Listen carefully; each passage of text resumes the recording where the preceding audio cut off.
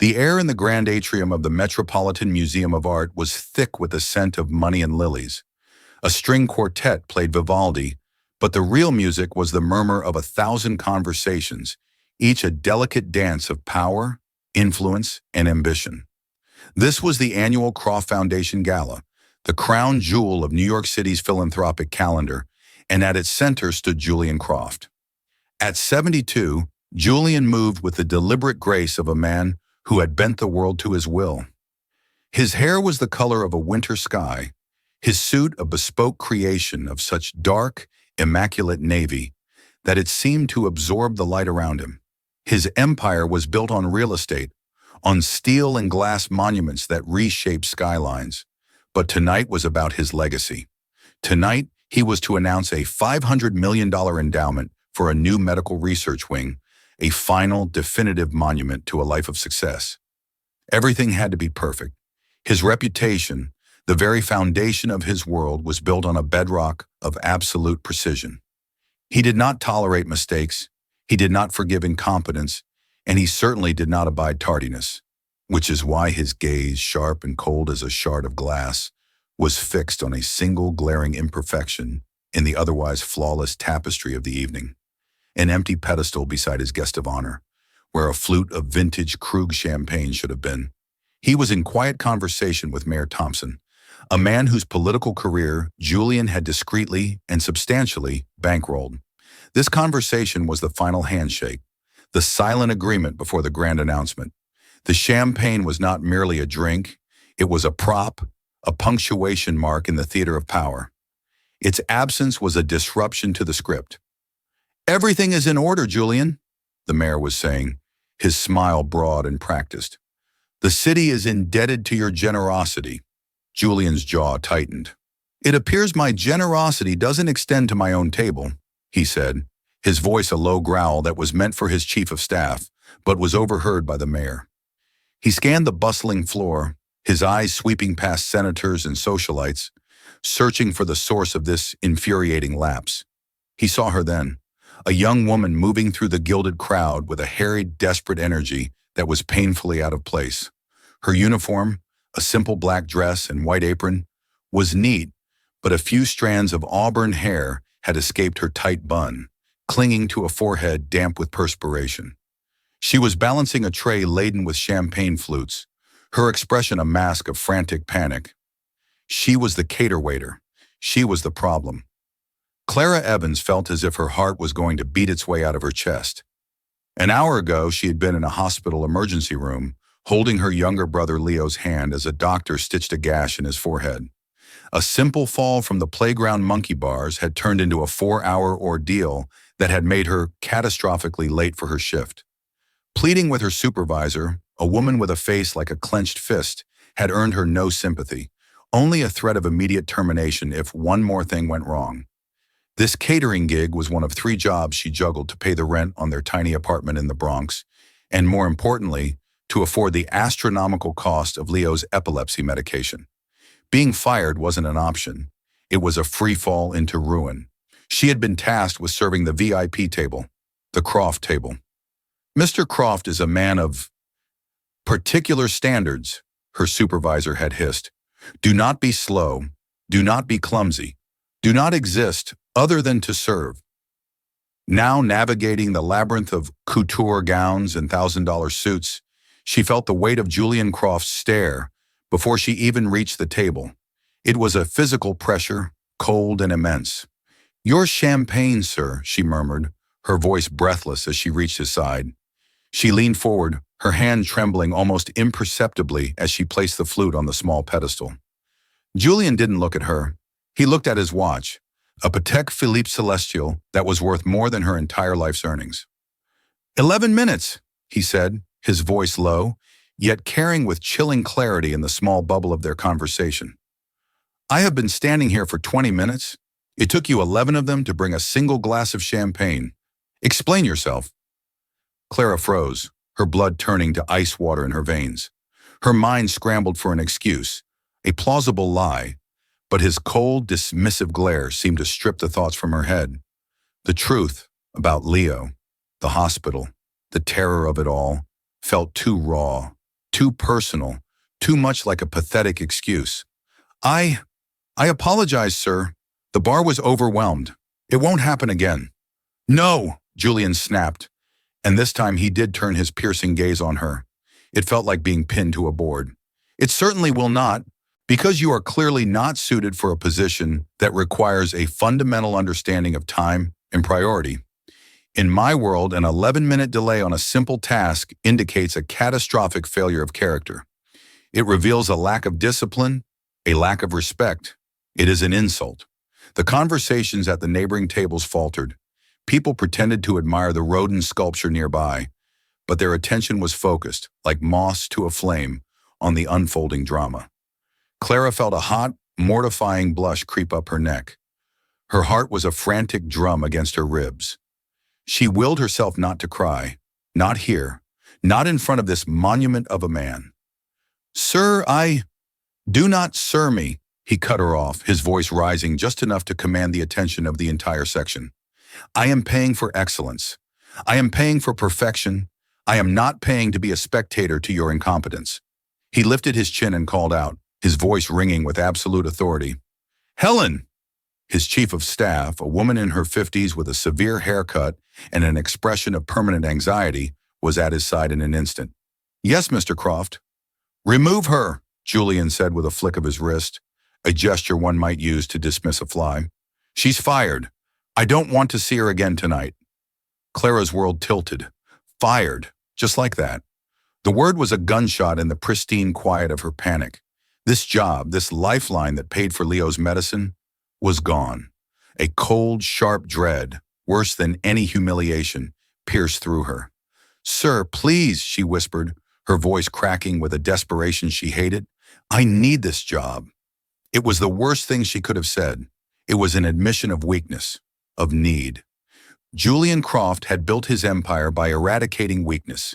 He saw it as a contagion. His expression, already hard, settled into one of profound disgust.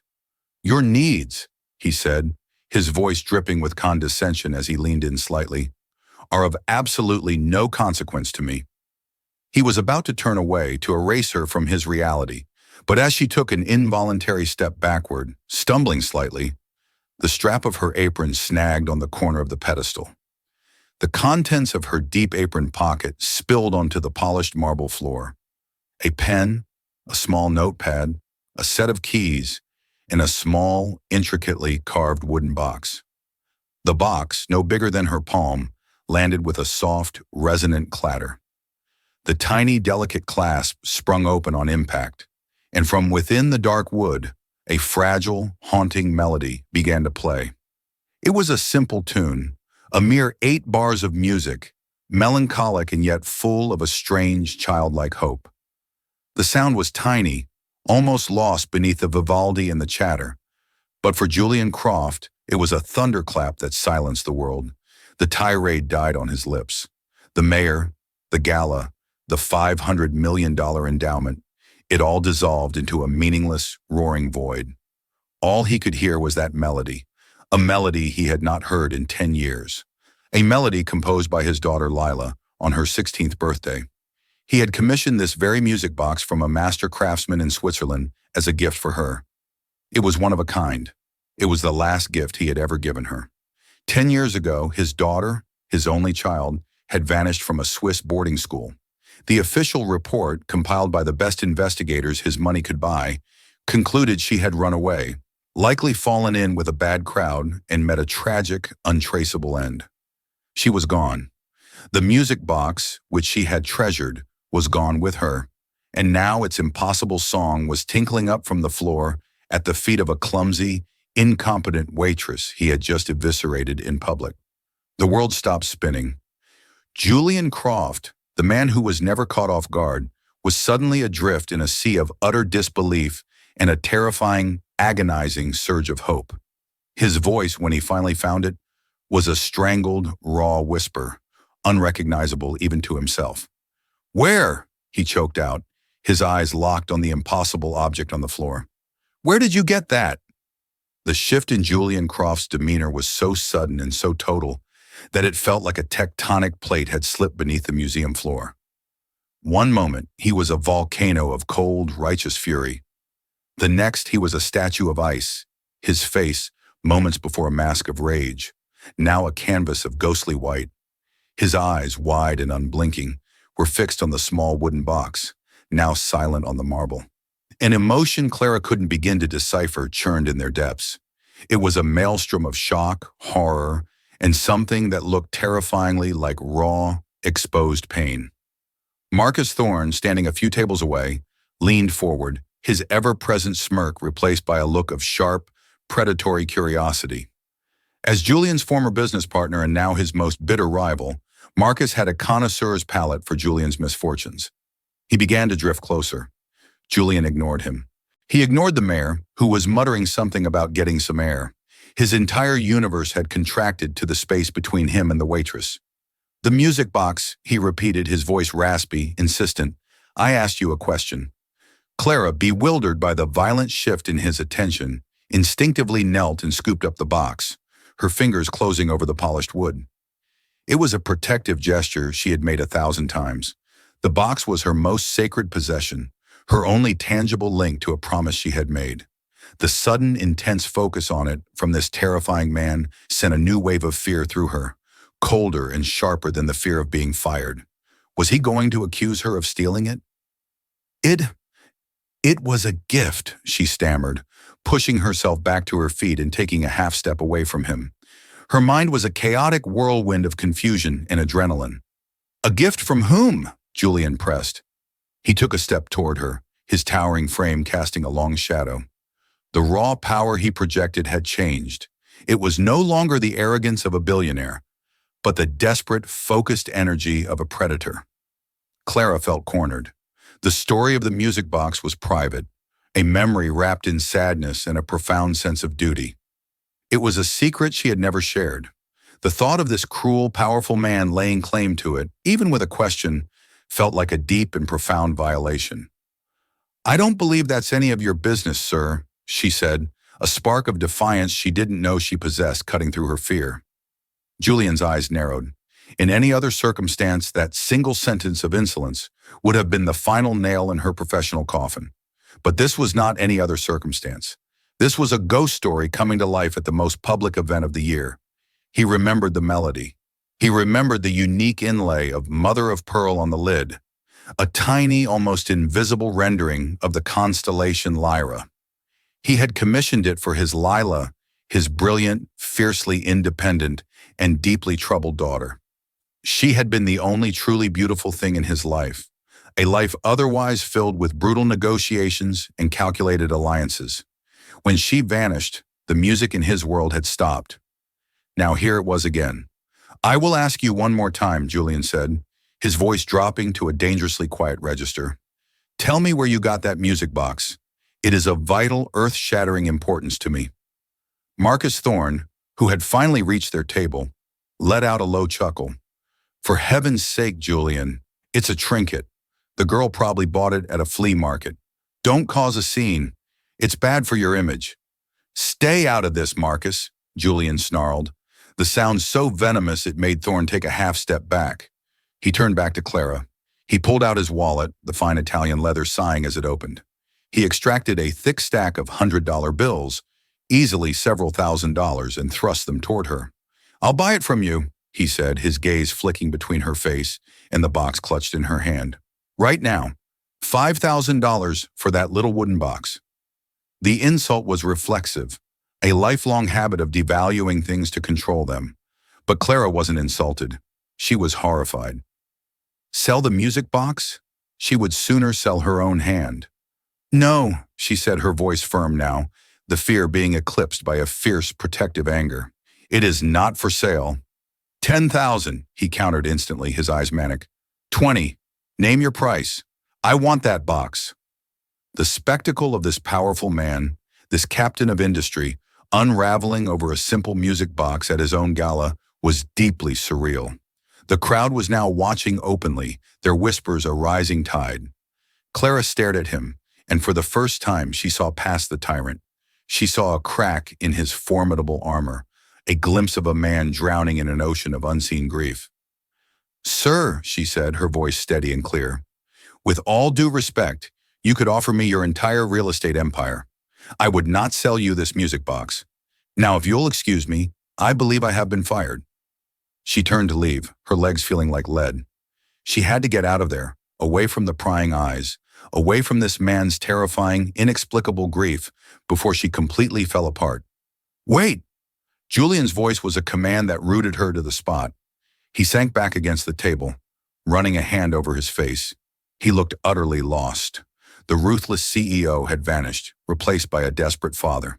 He knew with a certainty that was both chilling and exhilarating that the music box was Lila's.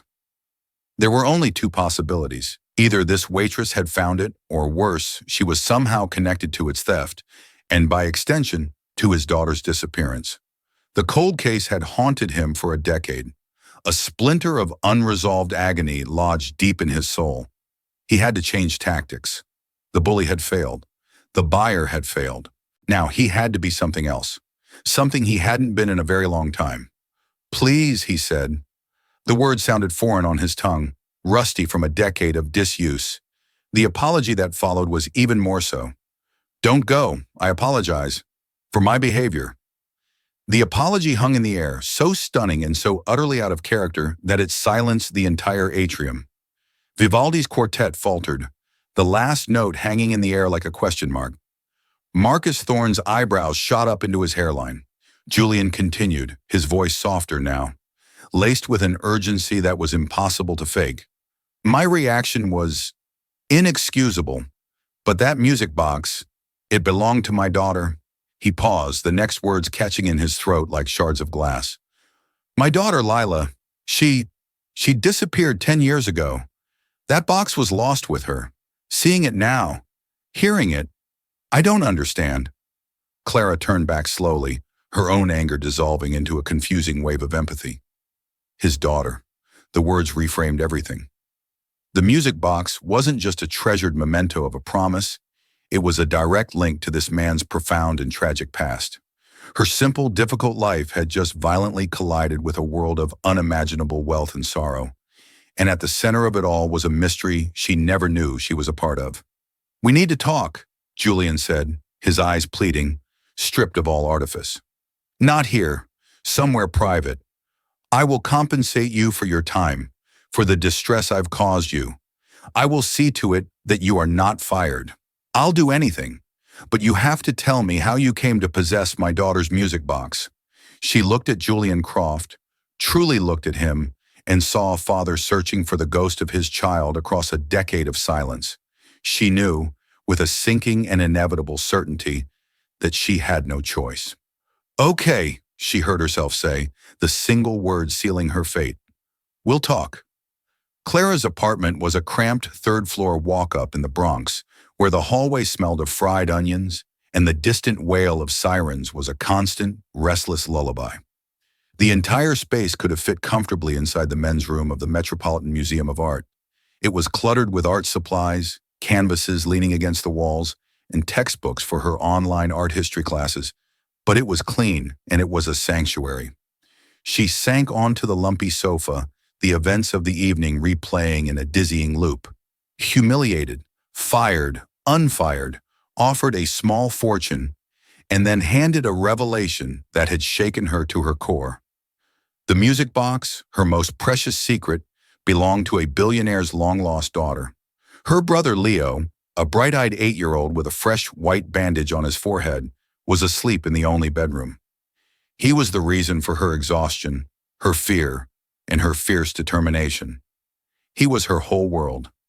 She placed the music box on the scarred coffee table, running her fingers over the inlaid mother-of-pearl constellation. For 5 years it had been her private symbol of a promise, a reminder of a fleeting, desperate friendship, and a whispered, cryptic farewell. Now it felt heavier, freighted with a history that was not her own. The memory was as sharp and vivid as if it had happened yesterday. It was 5 years ago. She had been 19, a scholarship student at Cooper Union, barely scraping by. She'd had a part-time job at a small, independent coffee shop in the East Village. A girl started coming in every day. She was pale and thin, with wide, haunted eyes that seemed to see things no one else did. She dressed in worn jeans and oversized sweaters, but she had an air of quiet, broken elegance about her. She called herself Anna. Anna never talked about her past. She sketched furiously in a worn notebook and drank black coffee, paying with crumpled dollar bills.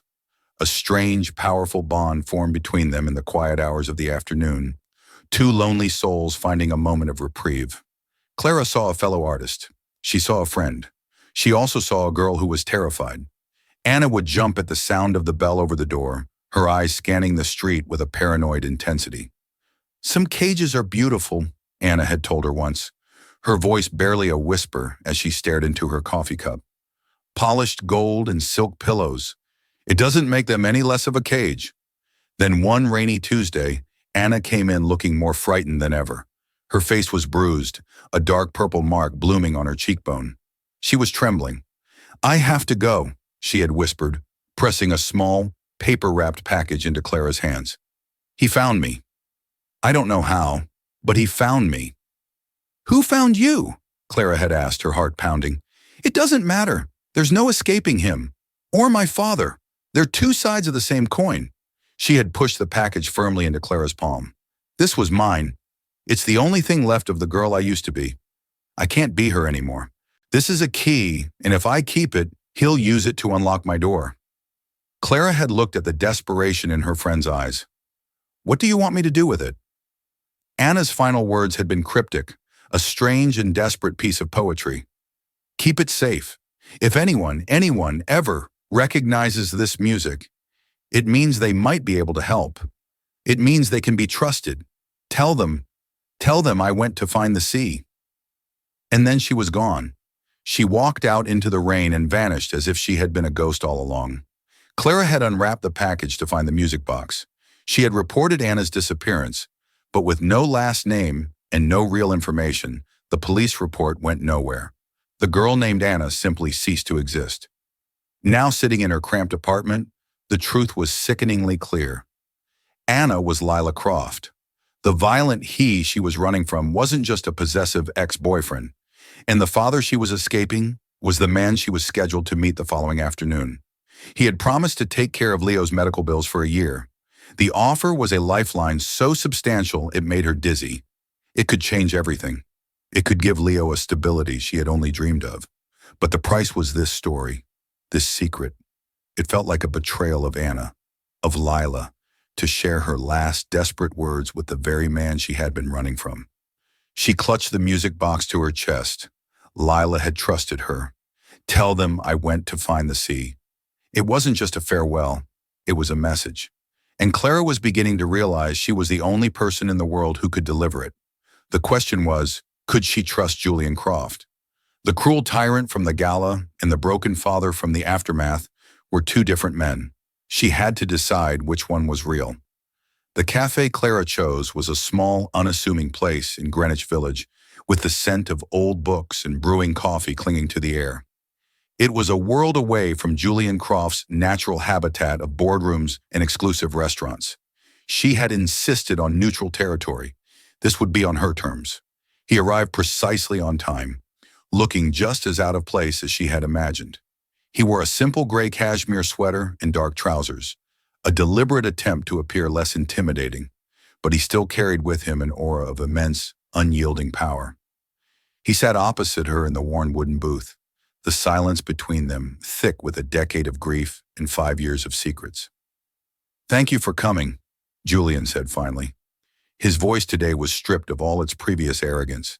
It just sounded old and tired.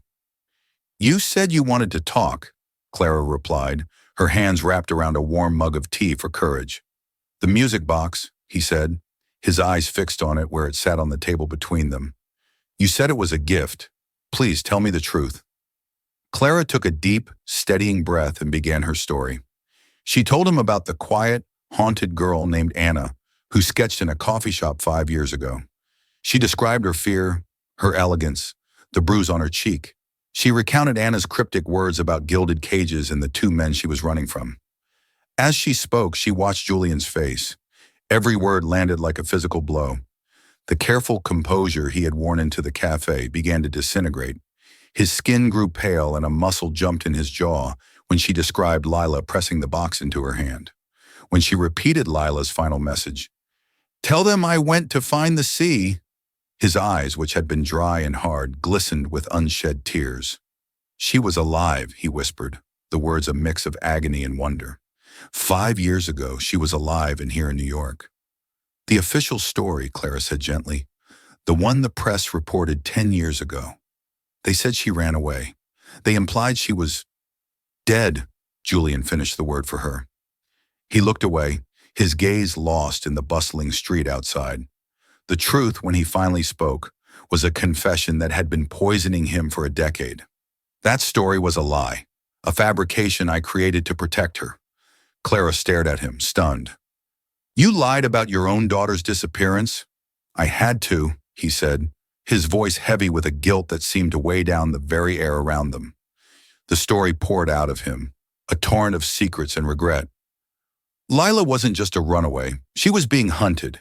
There was a young man, William Thorne, the son of my then partner, Marcus Thorne. The name hit Clara like a punch to the gut. Marcus Thorne, the man from the gala last night, the one who had watched their interaction with such hungry interest. "William was obsessed with her," Julian continued.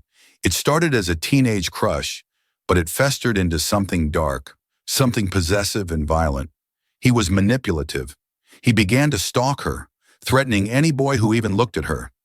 We got a restraining order, but the Thorne family had money and influence. It was useless." His face contorted in a grimace of remembered fear. "We had William investigated. He had a sealed juvenile record for assault. He told Lila that if he couldn't have her, no one would. He described in gruesome detail what he would do to her. We went to the police, but with no direct physical attack. Their hands were tied. It was just a rich boy's word against a rich girl's." "So you helped her disappear," Clara breathed, the pieces clicking into a horrifying new arrangement. "It was my only option," he said, his voice cracking. "We staged the runaway story. I paid a fortune to create a new identity for her, to get her out of the country to a secure, undisclosed location in Europe where she could finish her art studies in peace. I thought I was saving her. I thought I was putting her in a safe new cage." He let out a bitter, self-loathing laugh. "She must have run from my people too. She didn't want my protection. She wanted to be free. For 10 years, I've had the best private investigators in the world searching for her, quietly. We never found a single trace. I began to believe she really was gone." He finally met Clara's eyes, his own swimming with a grief so profound it made her ache. "All these years, I thought she was running from William. But you're telling me she was still running 5 years ago, and she was running from me too." Lila hadn't just been running from a stalker. She had been running from a life of control, even a father's desperate, protective control. "And Marcus Thorne," Clara said, her mind racing. "He was there last night. He was watching us." Julian's expression darkened into something dangerous. "Marcus has never forgiven me. His son, William, died of a drug overdose 2 years after Lila vanished. Marcus blames her. He blames me. For the past year, he's been attempting a hostile takeover of my company. He drops hints, veiled comments about family secrets. He knows I'm vulnerable. I believe he suspects Lila is alive. He's using my secret, my fear, to try and destroy everything I've built." Suddenly, the encounter at the gala took on a sinister, new meaning. Julian's rage hadn't just been about a late glass of champagne. It had been the lashing out of a man under siege from all sides, haunted by his past and hunted by his rival. Clara looked at the music box on the table. This small, beautiful object was the epicenter of a web of lies, fear, and heartbreak. It connected a dead stalker, a grieving father, a ruthless rival, and a lost girl who had simply wanted to disappear. "So the girl I met," Clara said slowly, "wasn't just Anna. She was Lila, and she was still hiding." "Yes," Julian said, his voice breaking. "And I'm afraid that in trying to save her, I drove her into a world she was completely unprepared for." He looked at Clara, his desperation laid bare, all pride gone. "You are the first real lead I have had in 10 years. You are the only person who has seen my daughter and lived to tell the tale. I need your help. I need you to help me understand her message. I need you to help me find my daughter." The quiet cafe became the command center for the unlikeliest of alliances. The ruthless real estate mogul and the struggling artist Waitress, bound by the ghost of a girl they both knew by a different name. Julian, galvanized by the first real glimmer of hope in a decade, transformed. The weight of his grief was replaced by the sharp, focused energy of a man on a mission. He made a single phone call, and within the hour, a man named David Chen arrived. He was in his late 40s, with a quiet, unassuming demeanor that belied a mind like a steel trap. He was, Julian explained, the former FBI agent who had been heading his private investigation team for the last 10 years, chasing shadows and following cold trails across the globe. Chen listened without interruption as Clara recounted for the third time her story of meeting Anna. He didn't treat it as a memory. He treated it as a primary source document, recording every detail: the name of the coffee shop, the approximate dates, her physical appearance, the bruise, and her exact cryptic final words. "A coffee shop in the East Village 5 years ago is a starting point," Chen said, his voice calm and methodical. "The alias Anna is a new variable, but the message is the most important part. I went to find the sea." "It could mean anything," Julian said, frustration creeping into his voice. "The coast of California? The shores of Long Island?" "Or it could be a metaphor," Clara offered quietly. "Lila, Anna, was an artist. The sea can mean freedom, escape, a vastness where you can lose yourself." Chen nodded, his eyes on Clara. "You knew her in a way no one else did. Your intuition is as valuable as any security footage." He then turned his attention to a more immediate threat. "Marcus Thorne," Chen said to Julian, "your instincts were correct. We've been monitoring his financials for the past 6 months in relation to the takeover attempt. There are a series of discrete, untraceable payments being made to a security firm known for its aggressive tactics and morally flexible operatives." "He's not just suspecting she's alive," Julian murmured, his hands clenching into fists. "He's been actively searching for her, too, all while holding this takeover over my head as a guillotine." The picture was becoming chillingly clear. Marcus Thorne, twisted by grief and a thirst for vengeance over his son's death, had likely been hunting Lila just as relentlessly as Julian had. The corporate battle was just a smokescreen for a deeply personal vendetta. He wanted to destroy Julian by finding and exposing the one secret that could bring him to his knees. The investigation began on two fronts. One of Chen's teams started a digital deep dive, cross-referencing art school enrollments, gallery submissions, and communal artist residencies under the name Anna from 5 years ago. The other team focused on Marcus Thorne, placing him under subtle but constant surveillance. A few days later, the threat became terrifyingly real. Clara was walking home from her evening shift at a diner, a new job Julian's foundation had quietly arranged for her, when a sleek black town car pulled up beside her. The back window slid down, revealing Marcus Thorne. His smirk was gone, replaced by an expression of cold reptilian focus. "Ms. Evans," he said, his voice smooth as polished stone. "We haven't been properly introduced, and I'm Marcus Thorne. I believe you have something that belongs to an old friend of mine." Clara's heart hammered against her ribs.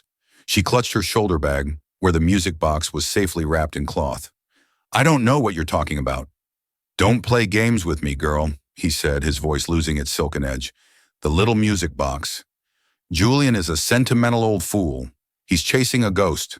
But that box isn't a memory. It's a liability. A loose end. I want it." He gestured to the seat beside him. "I am prepared to offer you a sum of money that would make Julian's little charity look like pocket change. Enough to take care of you and that sick little brother of yours for the rest of your lives." The mention of Leo sent a spike of pure ice through her veins. He had investigated her. He knew about Leo. This wasn't a request, it was a threat. "It's not for sale," she said, her voice shaking but firm. Marcus's face hardened. "Everything is for sale. You're a smart girl. You're also in a very precarious position. Accidents happen. People get hurt. A child's health can be so fragile. Think about my offer." The window slid up and the car pulled away, leaving Clara trembling with rage and fear on the darkened street. She immediately called Chen, who assured her that a security detail was already in place and that Leah was safe. But the confrontation solidified her resolve. This wasn't just about finding Lila anymore. It was about protecting her from a monster. The breakthrough came a week later from the digital team. They had found it, an application under the name Anna Gable for a highly competitive, secluded artist colony. The application was dated 5 years ago, shortly after she had vanished from the coffee shop. The application included a portfolio of sketches. When Chen showed the images to Julian on a tablet, the old man let out a ragged sob. They were Lila's. Her style was unmistakable. The colony was called Seafoam Reach. It was located in a tiny remote town on the coast of Maine. "I went to find the sea," Clara whispered, chills running down her spine. It wasn't a metaphor, it was a destination. "Book 3 plane tickets to Bangor, Maine," Julian said to his assistant over the phone, his voice electric with renewed purpose. He looked at Chen, then at Clara. "We're going to Seafoam Reach." He was chasing a 5-year-old lead, a ghost from a life he didn't even know his daughter had lived.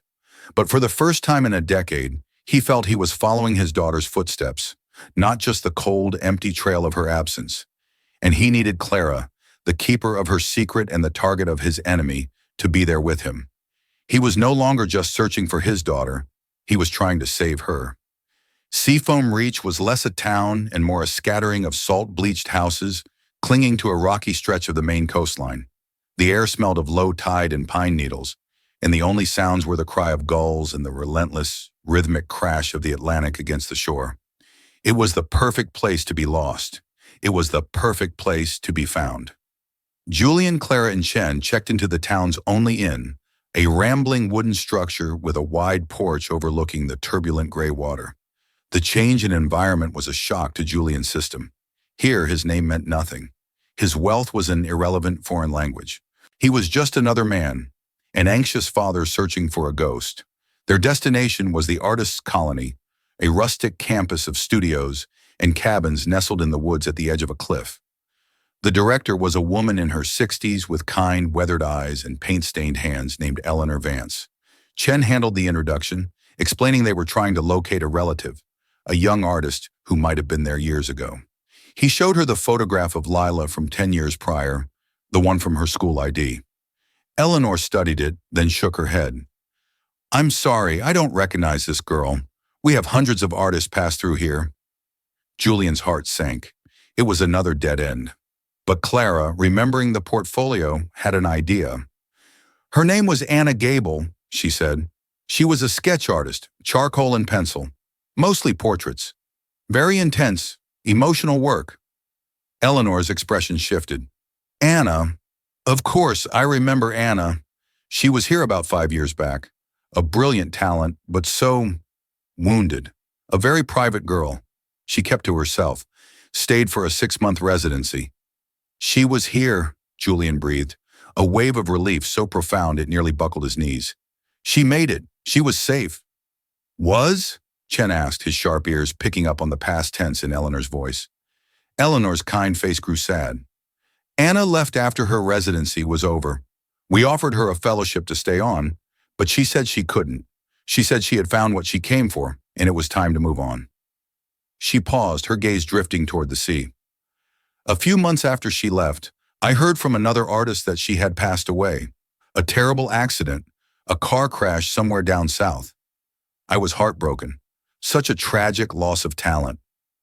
The relief that had flooded Julian's system turned to ice. It couldn't be. Not again. To find her, to come so close, only to learn he was years too late. A lie he had created had become a horrifying, twisted truth. He had lost her twice. He staggered back, and Clara reached out to steady his arm, her own heart breaking for him. The grief in his eyes was absolute, a black hole of despair. But Clara's mind was racing. An accident? It felt too neat, too convenient. Lila had vanished from the coffee shop after being found. What if this was the same thing? "Did she have any friends here?" Clara asked, her voice urgent. "Anyone she was close to?" Eleanor thought for a moment. "Just one, really. A sculptor named Ben. He was quite taken with her. He lives in town now." Runs the local gallery. The gallery was a small, light-filled space on the town's main street. A man with a kind smile and clay under his fingernails was arranging pottery on a shelf. It was Ben. He recognized the name Anna immediately. His face lit up with a sad, fond memory. Anna, she was unforgettable, a force of nature. I haven't seen her in years. We were told she died, Chen said, watching the man's reaction carefully. Ben's face clouded with confusion. Died? No. Who told you that? He shook his head. That's impossible. I get a postcard from her every year. No return address, always postmarked from a different city. Just a picture of the ocean and a single sentence on the back. It's her way of letting me know she's okay. Julian's head snapped up. She's alive? Of course she's alive, Ben said. She faked her death. She told me the plan before she left. She said there was a man hunting her, a dangerous man from her past, and the only way to be truly free was to die. She staged the car accident, sold the story to a few people in the art world she knew would spread it around. She created a final, perfect disappearance. Lila hadn't just run. She had erased herself. She had orchestrated her own death to escape Marcus Thorne. The postcard, Julian demanded, his voice a hoarse whisper. When did the last one arrive?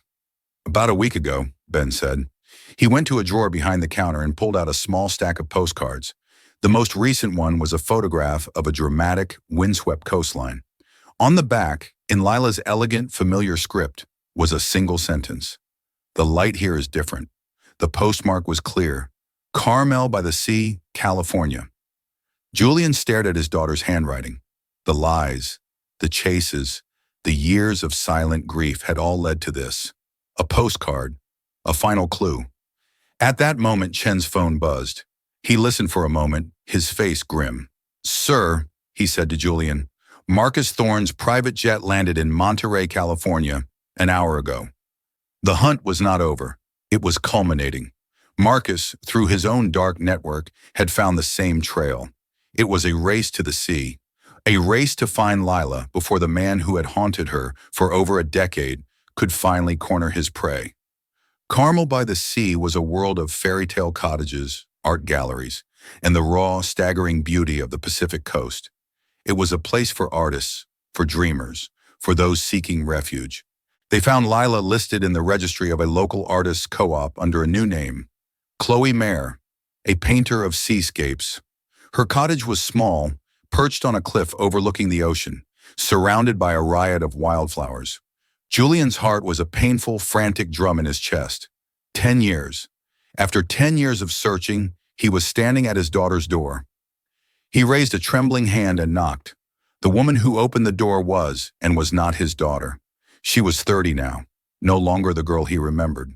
Her dark hair was cut short, streaked with gray at the temples. There were fine lines around her eyes that were still his, but held a lifetime of pain and resilience he couldn't comprehend. She was thinner, harder, but she was alive. She was real. Her eyes widened in shock, then instantly narrowed, a wall of pure, unadulterated fury slamming down. How? She whispered, the word a sliver of ice. How did you find me? Lila, Julian began, his voice thick with a decade of unshed emotion. Don't call me that, she snapped. That person is dead. You should know. You wrote her obituary yourself. The bitterness in her voice was a physical blow. This was not the joyful, tearful reunion he had foolishly allowed himself to imagine. This was a confrontation with a ghost who did not want to be resurrected. Lila, I just wanted to know you were safe, he pleaded. Safe? She let out a harsh, broken laugh. I was safe until you brought your world back to my doorstep.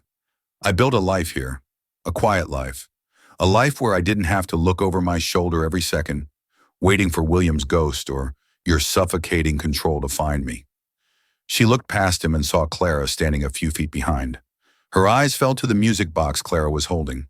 You, she said, her voice softening with a flicker of old familiarity before hardening again with betrayal. You led him to me. She was trying to help, Julian said. Help? Lila's voice rose, trembling with a rage that had been simmering for years. Was it help when you faked my disappearance and tried to ship me off to Europe like a piece of precious cargo? Was it help when your answer to everything was more money, more security, another gilded cage? You and William were two sides of the same coin. He wanted to own my body and you wanted to own my life. I didn't run from him, Dad. I ran from both of you. Her words hit Julian with the force of a physical assault, because he knew in the deepest part of his soul that they were true. As the raw, painful words hung in the air, a car pulled up behind them. Marcus Thorne emerged, his face a mask of triumphant rage. He had followed them. Well, well, Marcus said, his voice dripping with venom as he took in the scene. The prodigal daughter returns. Or is she the cause of all our sorrows? My son is dead because of you, you little witch. Lila flinched as if struck. Julian stepped in front of her, shielding her. This is over, Marcus. Over? Marcus laughed, a hollow, rattling sound. It's just beginning. I'm not going to hurt her. I'm just going to make sure the whole world knows the truth. The story of the runaway who drove my boy to his grave. The story of the great Julian Croft and his web of lies. I will destroy her peace, Julian. I will shatter this little life she's built, just as she shattered mine. It was the ultimate act of vengeance. Not violence, but exposure. He would drag her back into the world she had nearly died to escape. But then Clara stepped forward, holding the music box. This was never about you, Mr. Thorne, she said, her voice clear and steady. She looked at Lila, not with pity, but with a deep, quiet understanding. And it was never about your money, Mr. Croft. It was about this music. She opened the box. The fragile, haunting melody drifted into the salt-laced air. The tune Lila had written as a girl, a tune full of a hope she had long since abandoned. Lila, Clara said softly, you gave this to me and said if anyone recognized the music, they could be trusted. You trusted that your father would hear the song, not just the notes. You trusted he would remember the girl who wrote it, not just the daughter he lost. Lila stared at the box, tears finally welling in her haunted eyes. Julian looked at his daughter, at the artist she had become, at the stranger who was still his flesh and blood. He finally understood. He had spent 10 years and a fortune trying to find her, to possess her, to protect her, but he had never once just listened. She's right, Julian said, his voice stripped of all its power and authority, leaving only the raw, aching vulnerability of a father. I failed you, Lila. I didn't listen. I tried to solve your problems with money and power because that's all I knew. I built you a cage because I was too afraid to let you build your own wings. I'm sorry. I am so profoundly sorry. He took a step back, giving her space. I will not ask you to come back. I will not ask for your forgiveness. I will leave and I will take him with me, he said, gesturing to Marcus. And you will never see either of us again, if that is your wish. All I ever truly wanted was for you to be free. Marcus Thorne looked from Julian's broken face to Lila's tear-streaked one. The fire of his vengeance, which had burned for a decade, finally flickered and died. There was nothing left to destroy. He had been chasing ghosts, and in the end, he was the one who was truly haunted. He turned without a word and got back in his car, a man defeated not by power, but by a simple, long overdue apology. The story of Julian Croft and the Waitress didn't end with a neat storybook reunion. It ended with a quiet, difficult, and hopeful beginning. Lila did not return to New York. She stayed in her cottage by the sea, in the life she had painstakingly built for herself, but she didn't close the door completely. A week after that confrontation on the cliff, Julian received a text message. It was a picture of a half-finished canvas, a seascape of the dawn. There were no words, none were needed. It was a start. Julian, a man fundamentally changed, withdrew his company from the public eye. He walked away from the hostile takeover battles and the endless pursuit of more. He poured his vast fortune into a new foundation, one dedicated to funding shelters for victims of domestic abuse and providing scholarships for young, struggling artists. It was named the Lila Foundation, not in memory of his daughter, but in honor of her strength. For Clara, her life was transformed. Julian paid for her brother Leo's medical care, ensuring he had the best doctors and a future free from the constant threat of a medical emergency. He didn't just give her money, He gave her freedom. He became a patron of her art, buying her first collection for his new foundation's headquarters and giving her the resources to paint full-time. He gave her a future she had never dreamed possible. But more than that, he gave her a family. She, Julian, and Leo became an unlikely trio, bound by a shared secret and a mutual respect. One sunny afternoon, months later, a package arrived at Julian's new, much smaller home. It was a large, flat canvas wrapped in simple brown paper. There was no note. He unwrapped it to find a stunning seascape, the one he had seen in the text message, now finished. The light in the painting was different, just as the postcard had said. It was the light of a new day. He hung it over his fireplace. Beside it, on the mantel, sat the small wooden music box. Its lid was open.